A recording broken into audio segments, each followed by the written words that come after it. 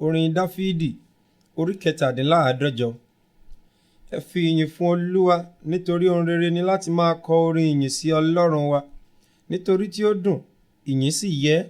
Olúwa lé ó kọ́ Jerúsálẹ́mù, òun lé ó kó àwọn ìfọ́nkálẹ̀ Ísírẹ́lì jọ. Ó mú àwọn onírora àyà láradá, ó dí ọgbẹ́ wọn. Ó ka iye àwọn ìràwọ̀, ó sì pe gbogbo wọn lé orúkọ. Olúwa wa tóbi àti alágbára ńlá, òye rẹ̀ kò lí òpin.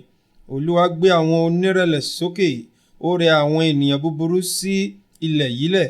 Ẹ fi ọpẹ́ kọrin sí Olúwa, kọrin ìyìn sí Ọlọ́run wa lára dùùrù.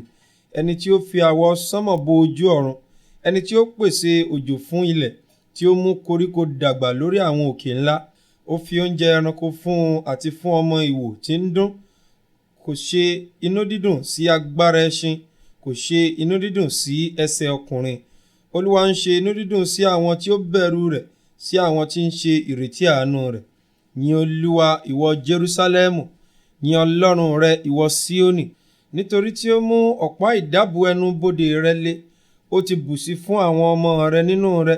Ó fi àlàáfíà ṣí agbègbè rẹ, ó sì fi àlìkámà dídára jù kún ọ. Ó rán àṣẹ rẹ̀ jáde wá sí ayé, ọ̀rọ̀ rẹ̀ súré tètè.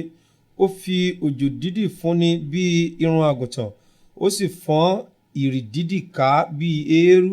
Ó da omi dídì rẹ̀ bí òkèlè, ta ni ó lè dúró níwájú òtútù rẹ̀? Ó rán ọ̀rọ̀ rẹ̀ jáde, ó sì mú wọn yọ́. Ó mú afẹ́fẹ́ rẹ̀ fẹ́, omi sì ń ṣàn. Ó fi ọ̀rọ̀ rẹ̀ hàn fún Jákọ́bù, àṣẹ rẹ̀ àti ìdájọ́ rẹ̀ fún Ísírẹ́lì.